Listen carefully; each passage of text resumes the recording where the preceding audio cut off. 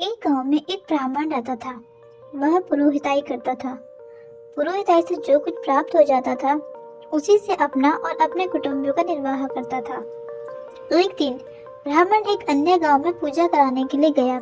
जब पूजा समाप्त हो गई तो यजमान ने ब्राह्मणों को दक्षिणा के रूप में एक बकरी प्रदान की। बकरी बड़ी मोटी ताजी थी। ब्राह्मण बकरी को कंधे पर लादकर अपने घर की ओर चल पड़ा। मार्ग में उसे 3 धूर्त मिले। धूर्तों ने जब ब्राह्मण के कंधे पर मोटी ताजी बकरी देखी तो उनके मुंह में पानी आ गया। उन्होंने सोचा, बकरी का मांस बड़ा स्वादिष्ट होगा। यदि किसी तरह बकरी मिल जाती तो बड़ा अच्छा होता, पर बकरी मिले तो कैसे मिले? मांगने से तो ब्राह्मण बकरी देने वाला नहीं। तीनों धूर्त आपस में सोच विचार करने लगे। एक धूर्त ने कहा, ब्राह्मण इस तरह तो बकरी देगा नहीं, उसे किसी प्रकार मूर्ख बनाकर बकरी ले लेनी चाहिए। दूसरे धूर्त ने भी पहले धूर्त की बात का प्रतिपादन किया, पर प्रश्न यह पैदा हुआ कि ब्राह्मण को मूर्ख बनाया जाए तो किस प्रकार बनाया जाए। तीनों धूर्त ब्राह्मण को मूर्ख बनाने के लिए उपाय सोचने लगे। सहसा तीसरा धूर्त बोल उठा, मैंने ब्राह्मण को मूर्ख बनाने का उपाय सोच लिया। तीसरे धूर्त ने दोनों साथियों के कानों में अपना उपाय बता दिया। ब्राह्मण कंधे पर बकरी रखे हुए अपने घर की ओर बढ़ता जा रहा था।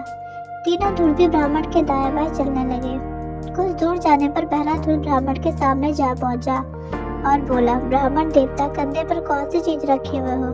ब्राह्मण ने उत्तर दिया, क्या अंधे हो, दिखाई नहीं दे रहा है? कंधे पर बकरी है, और क्या है? धूर्त बोला, बकरी है, क्या कह रहे हो? तुम्हारे कंधे पर तो कुत्ता है, कुत्ते को बकरी कह रहे हो? अरे पागल तो नहीं हो गए हो? राम राम, ब्राह्मण होकर कंधे पर कुत्ता लादे हो, लोग देखते होंगे तो क्या कहते होंगे? ब्राह्मण ने उत्तर दिया, सचमुच तुम अंधे ही हो, तभी तो बकरी को कुत्ता कह रहे हो। जाओ जाओ अपनी आंख का इलाज कराओ भाई। पहला धूर्त बोला, मुझे क्या, तुम कंधे पर बकरी ला दो या कुत्ता, मैं तो तुम्हारे भले के लिए कह रहा हूँ। तुम्हें कंधे पर कुत्ता लादे हुए देखा लोग तुम्हारी बदनामी तो करेंगे ही, पूरी ब्राह्मण जाति की बदनामी भी किए बिना नहीं रहेंगे। कहेंगे अब ऐसा जमाना आ गया कि ब्राह्मण कंधे पर कुत्ते लादने लगे।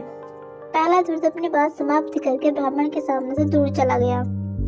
कुछ और आगे जाने पर दूसरा धूर्त ब्राह्मण के सामने पहुंचा और बोला, ब्राह्मण देवता, या कंधे पर क्या लादे हुए हो? बछड़ा? क्या बछड़ी की टांग टूट गई है?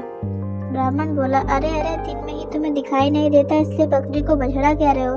अरे भाई, मेरे कंधों पर बछड़ा नहीं बकरी है, यह मुझे दक्षिणा में मिली है। दूसरा धूर्त बोला, ब्राह्मण देवता, लगता है तुम्हारा सिर फिर गया है, इसलिए तुम बछड़े को बकरी कह रहे हो। मैं तो साफ साफ देख रहा हूँ तुम्हारे कंधे पर बछड़ा है।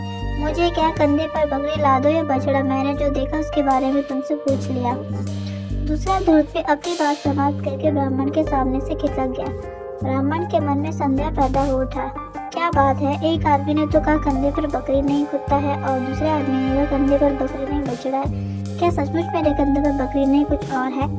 कुछ और आगे जाने पर तीसरा धूर्त भी ब्राह्मण के सामने जा पहुंचा और बोला, वाह वाह, ब्राह्मण होकर कंधे पर गधी का बच्चा लादे हो।